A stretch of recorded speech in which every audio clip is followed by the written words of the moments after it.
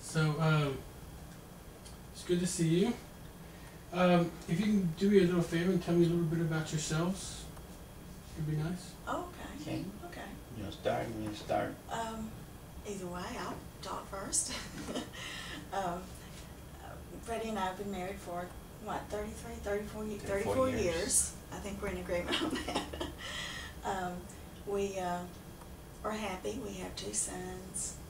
We enjoy our lives. We're in our 60s, as you probably can tell. We both enjoy our careers. We have hobbies, and you know, I think we're very happy individuals. I enjoy reading. I knit, crochet, do that sort of thing, gardening a lot, but mostly I like to read. So. Now officiate sports, and my hobby is fishing. I'm a teacher, elementary school teacher, and I retired from TU Electric before that. Then I got my teaching certificate. So we don't really have any problems. I think we're happy, but we just thought we would come here today and talk about some areas that we might improve on a little. But I mean, we have very happy lives. We've been our sons are, one lives at home and the other lives in an apartment. So they're a joy to us. We have a granddaughter. She's a joy. We just are very pleased with our lives right now, but looking forward to retirement. Yeah, we all do. So, well, what brings you both here today? If you could describe your problem in one sentence, what would you say it would be about? One sentence. Mine, let's see. I think Linda's always too busy for me, doing other things than spending time with me. Okay. Well, when I do make time for Freddie, and I try to, but when I do, then it's sometimes difficult to talk to him. I think I just have some difficulty in that area. Not that it's his fault or anything, but it's probably, you know, it's both of our fault. But anyway, I would say difficulty in talking to each other sometimes. Communicating. Yeah, communicating, right. That's making it difficult. Yeah, communication's important, so. Well, if you both will wake up tomorrow in a perfect world, how would you see your marriage, Freddie? I know I'd be happy, but I'd like to spend time with Linda, maybe an hour or so a day at least, with no interruptions, just the 2 of us spending time together, talking, or maybe playing a chess game or something, you know, just by ourselves, doing nothing. Nice. Maybe sitting by the pool. Yeah. Sounds fun. Linda, what would your perfect day be like? Well, let's see. Probably, I enjoy talking about all kinds of things. You know how much I read. As I mentioned, reading is my favorite thing to do. And so probably it would be Freddie and I talking, sitting down and you know, talking about things, about our lives, about the children, you know, our sons. Probably about, you know, just different topics, I guess, really. Just sitting and talking, maybe not an hour a day, Yeah. you know, but maybe just talking about different things and Plan for the retirement. yeah, whatever, right? Traveling. Whatever traveling, yeah. Whatever we might want to talk about. I like to talk about current events and ideas and things, and so, you know, that would be something I would like to do anyway. So that, I think my perfect, as you say, I guess perfect world would be talking. Really? A lot more, yeah. Or at least an hour every few days, Yeah. anyway. Yeah. Okay. So the goals of therapy session are to open up communication between the both of you and spend more time together. Is that correct? Is that my understanding? Well, partly, I guess. I would say yes, but actually, I want the time that we spend together to be quality time. You know, time talking and doing things, well, talking, I guess, communicating. Because when we sit around and watch TV, or when we, you know, obviously when we're eating or something like that, you know, that, to me, that's not quality time. Yeah, watching TV, or even when we're reading, sometimes we're just reading instead of talking to each other. Yeah. It's just like, you may as well eat by yourself. Yeah, but quality, You know, yeah. Quality time, not just TV. We spend, or some of us do spend time watching TV, so something that we would call quality time, where we both agree on what quality time is, I guess, David, so. Well, great. It sounds like you two really have mutual goals that we can work on together, so that's a plus. That's a good thing.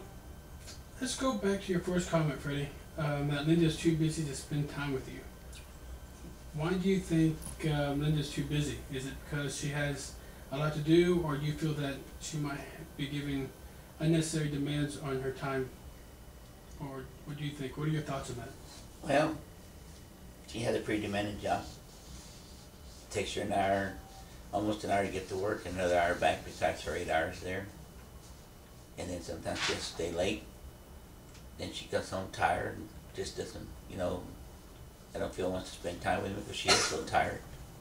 Then by the time she helps, you know, like wants to talk to her sons, or wants to see what happened in the news, or wants to do a little relaxation and read, it seems like the night just goes by after dinner and we don't really spend any time together.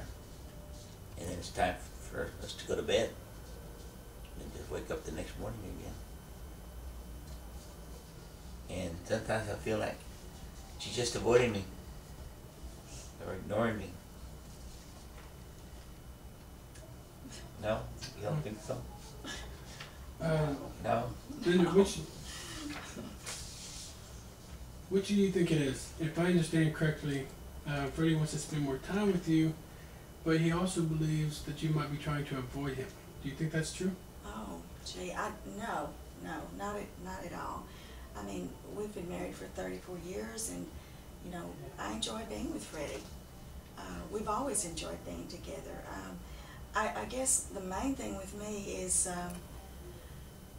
my job interferes. I've had some really, as you know, I've had some serious demands on my job recently, and I mean, my career's going on the downhill side, but still I'm being required to do a lot of things at work. So it's really, I just feel pulled in different directions by different people. You know, there's the job, people there, even friends at work. You know, they're always asking me about things or calling me on the phone, as you know, and circumstances at work. I have, you know, people I work with, and they always have some personal situations going on, so, you know, I can't just turn them away. So I have, you know, job responsibilities, and I have friends, and then also then Freddie makes demands of me. You know, I wouldn't say demands, but he does, you know, require, we are married. So there's Freddie and my job, and then my friends, and you know, all those things together. And then there are 2 sons, as you know. Yeah. Yeah, one of them is going through a divorce, and he needs special attention. He does. He needs special attention. I have to help him through this because he depends on me a lot, as you know. Our other son is independent, but Matthew is. You know, Matthew right now, going through the divorce is just very difficult for him, and we have to be there for him. So, but, you know, our other son also has some demands too, although his aren't as great because he's much more independent. And I know sometimes you don't understand that, but Matthew does require a lot of time right now.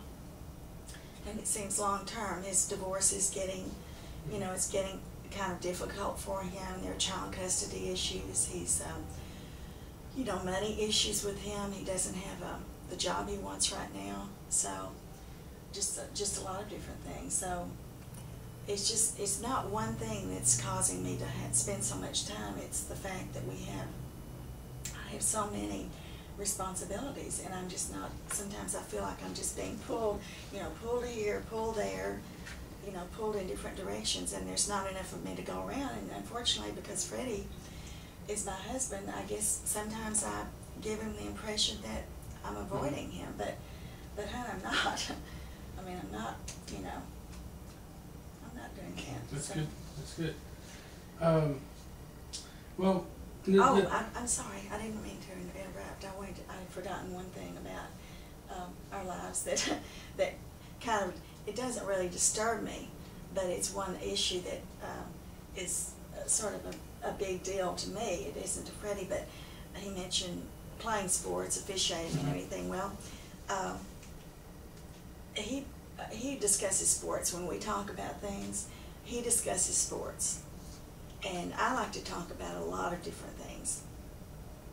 But he talks about sports, and so when I want to talk about something else and he wants to talk about sports, then I feel a certain distance in talking to him, frankly. So I'm not sure that comes as a surprise to you, but that's kind of the way I feel, frankly.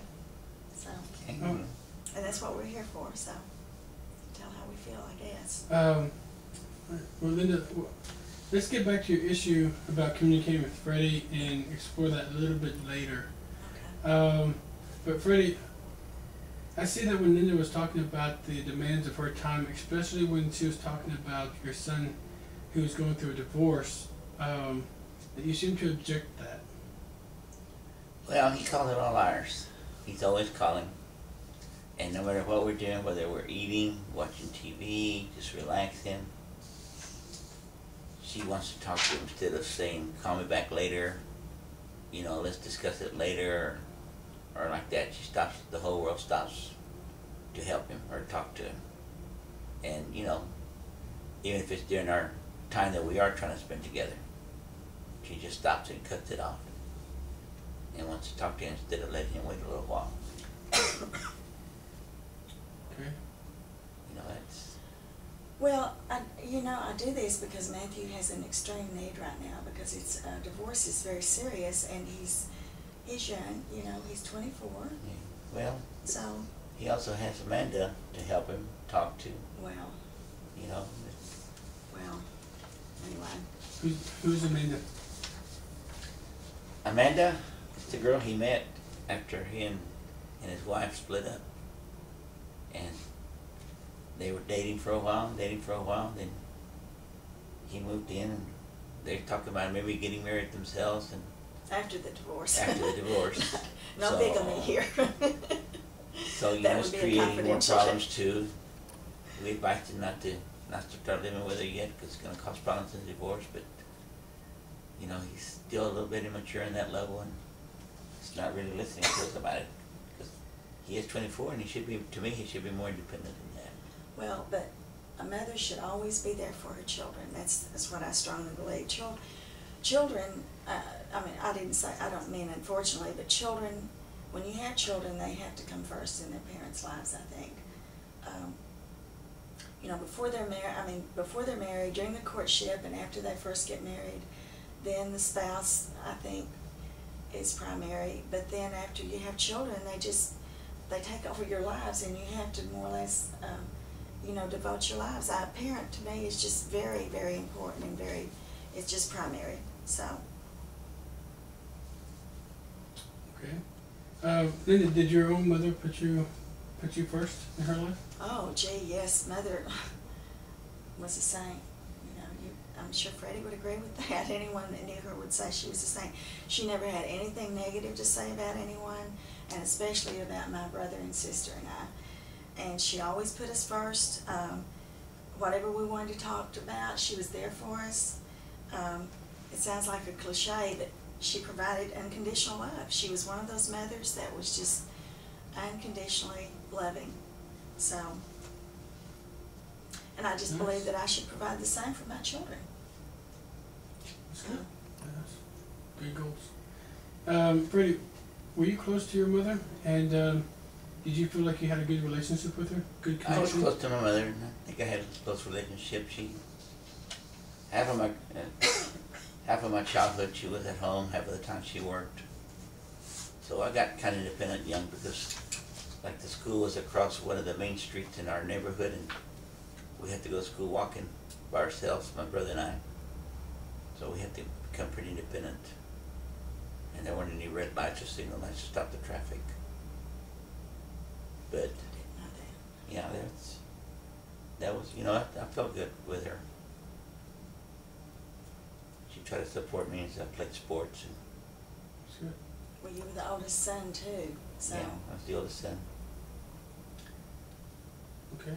Well, what are both of your ideas on how close the parents should be to their child, especially when the child is Matthew's age? Well, I know some people think 24 is old, but it's still, you know, still we're parents, and I think the mother and father should always be close to the children, and be there for them no matter the circumstances of the age. I just feel that. But I still think somewhere that apron string needs to be cut off. You know, 'cause they're not going to mature if you're always telling them what to do, how to do it, without them making the decisions, or unless they ask. You know, they're not going to ever grow up, or what I call growing up, maturity. So, you both have different views on how close a parent should be to their adult children. Freddie, since Linda was raised in a household where the children took first priority, do you think that might be contributing to her and the need and how much she gives attention to her children and whatever that need might be? In instance, intentionally not wanting to be with you, that she might be modeling her own mother who did the same. Yeah, well, I can see that. That wouldn't be her fault, but, you know, since I was more independent, I guess I would still think she needs to spend time with me, pay attention to me, you know, still go back to the communication. At least some, anyway. And I'm sure we communicate, it just doesn't seem like we do. Well, I know you told me how much you're hurt by my not paying attention to you, but I just don't know how to handle saying no to Matthew. I really don't, especially now when he calls me in this difficult time. So. Well, Freddie, do you consider yourself a bad parent, though, when you do not offer Matthew support by talking to him or about his problems or anything like that? No, I don't think so. I just think Linda's, you know, I guess it's that mother nature that takes over. Maternal side, that, you know, instead of paternal, where the boys have always been supposed to be more independent than girls. And since he is a boy or a man now, I think he should be a little more independent. Well, So, and when he calls, how long do you talk to him? I don't think he probably gets off the. I mean, I talk for hours. And well, I don't talk to him very long, usually. Yeah. Yeah. So. Okay. Do you both consider yourselves good parents, even though you do not have the same style? Or on a scale of 1 to 10, how would you rate yourselves as parents, with 1 being you believe is unsatisfactory and 10 as satisfactory as you can be? Well, I guess I'm a 6. I know that I'm too involved in my children's lives, my son's lives, and feel that I feel that they're too dependent on me probably, especially Matthew, but I would like to let go but cannot seem to do that. But I still think on a scale of 1 to 10, I'm a 6 parent, maybe a little higher. Okay. I like to say I'm a 10, but I know I'm not. I think I'd be more likely than a 6, maybe 7. You know, I still, you know, believe in more independence from the kids that age than I do, you know, than to be pampering them all the time. Okay. That's good. It's good that you feel that way. Other than the issues that you both have, and about Linda being pulled in too many directions by too many people, Um, and about your differences in parenting, do you think that you have some very good qualities in your marriage, such as trust, fidelity, the same value system, religious beliefs, and primarily love? I mean, that you think would override the dissatisfaction you feel right now. On a scale of, say 1 to 10, how good do you think your marriage is overall? Oh, easily at least 8, maybe a 9, because I mean it's not perfect. I don't know of any marriage that might really be perfect, but you know we wouldn't be there 34 years if something was really bad. You know we've had our ups and downs, and we'll probably continue having ups and downs. But you know it's I don't think there's anything that we can't overcome and continue till our death, like we said. You know, till death do us part. Which I hope is a long time from now. I think our faith in God is what keeps us together there. You know? Yeah. Well, I would say on a scale of 1 to 10, I would rate our marriage as about an 8. Aside from the differences, but that's you know, differences in every marriage. I think sometimes it goes slightly below that, but sometimes it goes above that. So I don't think our differences are something that we can't overcome, though. Cannot overcome. So I really don't. So. Okay. So if I understand correctly, Linda, Freddie, you both feel that you have very good marriages, and that you both probably have some parenting areas to work on. Is that correct? I just don't know how I'm going to cut back on helping Matthew, I guess. That would be No? But Yeah. Okay. Linda, do you think that you could gradually work on towards spending less time with him, discussing his problems? That you could perhaps become available to him at certain times and set aside at times instead of talking to, and that way you can talk with Freddie, and so that you two can do activities together. As long as I don't leave him entirely, you know, without any emotional support, especially right now, I could probably cut back on the time I spend with him if it was at designated times and he knew what time to call or what time I was available or something, and it was good for him too, you know. So.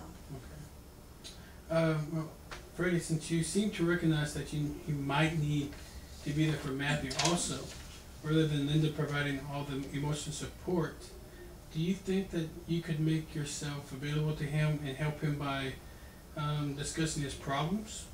Or do you think that this would be able to help Linda relieve the entire emotional burden of being the only person available to Matthew, and be also to help him, you know, also be perhaps in building a closer relationship with you? I think I could. You know, something to work toward. Got to stop and rethink what I've done all my life and change it. You know, it's a workable solution, I think. Very probable or possible, probably. Don't you think? Yes, I do. You could pick up more of the burden that I've had, maybe. Yeah. You know, so. That's good. Well, I think we made some progress, very good progress today in resolving at least one of our demands that Linda has on her time,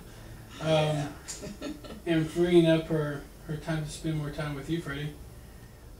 Next session, I believe we want to explore how the demands of Linda's job are taking up too much time, and also come up with some possibilities or solutions to that as well.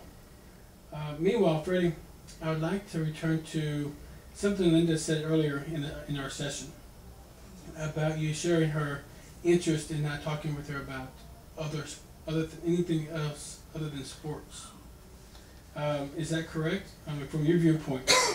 Yeah, I mean, she brought up a good point, but you know, from the time we met, even before we got married, she already knew how much time I spent with sports. You know, when we met, I had already been officiating football, both, you know, from August until December sometimes, basketball from November until February, and then baseball from March until actually July. I've always done those sports. I had already been doing it for about 10 years, I guess, from the time we met. And so I was continuing doing it. They were my hobbies, and I've always enjoyed sports anyway. And then I got involved and got into a bass club and started fishing when I used to play golf instead. And in golf, I think it helped a little bit because we got to travel together, because she would go to the tournaments with me. And we went to 4 or 5 different states to play. And she started playing a little bit. Yeah, I played golf too. And then when I started fishing, the golf went out for both of us. Fishing is so hot. Or cold. Yeah, hot or cold, right? But then there's the TV sports. I'm sorry. Oh yeah. We watch all the sports on TV, or at least I do more than she does, because that's when she relaxes and tries to read. So, you know, I also don't communicate with her, I guess, like I'm saying, she doesn't communicate with me for different reasons.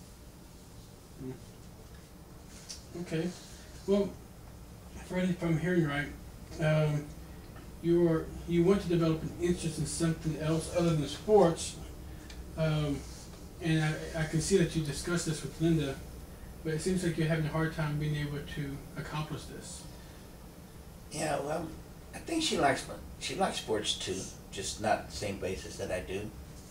You know, in fact, that's how we met, because I used to coach the team at my office where I worked, and she was a fan of her team, and we were both there waiting for our game to start when our 2 offices were going to play each other in our 2 companies.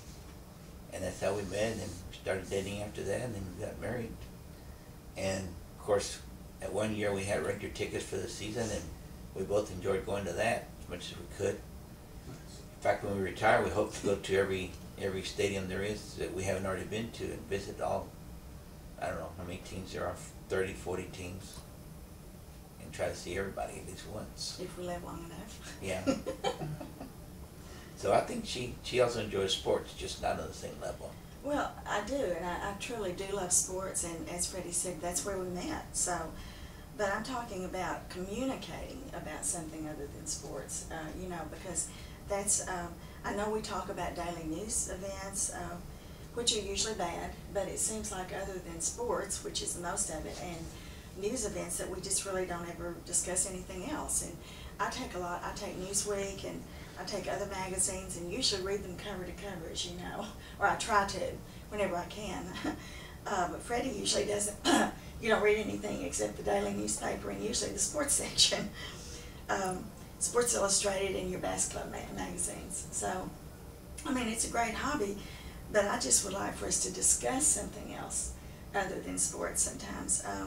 When Freddie isn't talking about sports on TV, he's talking about sports that he officiates, or he's talking about news about the players. So that's the extent of his news for me, is sports news. And I didn't think it was that bad. Well, I sometimes frankly see your world as a big round ball. You know, it could be a soccer ball, it could be a basketball, or a little smaller ball like a baseball, or it could be a football, or a hockey puck. It's round. I just think you're missing a lot by not being interested in something other than sports. So, like reading, you know? Yeah. Like reading. Because you do like to read. Well, So. I don't like to read, but yeah, if I do read, it's about sports, and definitely not novels and like that. That's my fault. I think if I started reading when I was younger, it'd be different. But Yeah. I didn't. Well, but have you tried it though? Have you really, really tried to enjoy reading? You know, just making yourself, you just always, you know, we talk about reading, and you just always seem to make excuses about reading and, you know, enjoying things, so. Okay.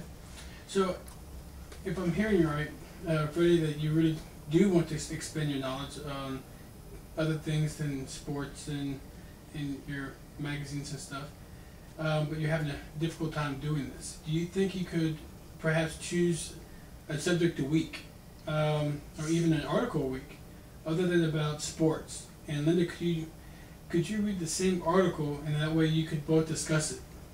Do you think that's possible?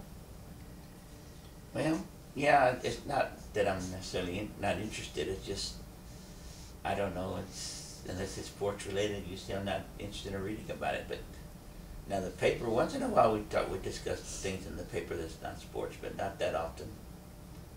You know, not as much as probably we should, but I don't know, I wouldn't want to read a novel and try to talk about it, but maybe something smaller like magazine articles. Okay, but you could try.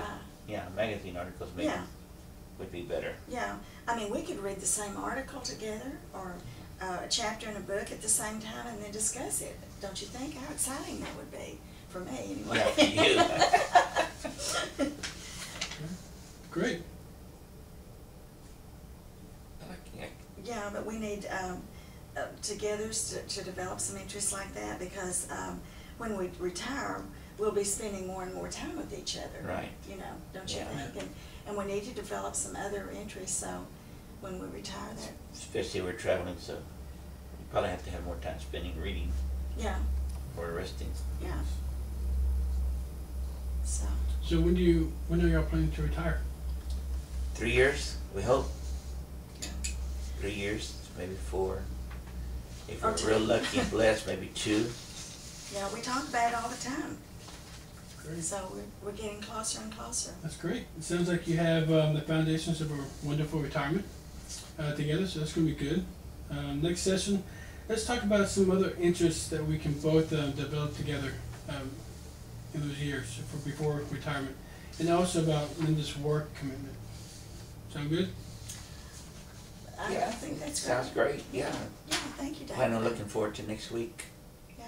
See, we're communicating better right now than we do at home without you. You got it out of us. Now during the this coming week, I'm going to be giving you some homework. Grown. Homework. We need to come Everybody here for homework. loves homework.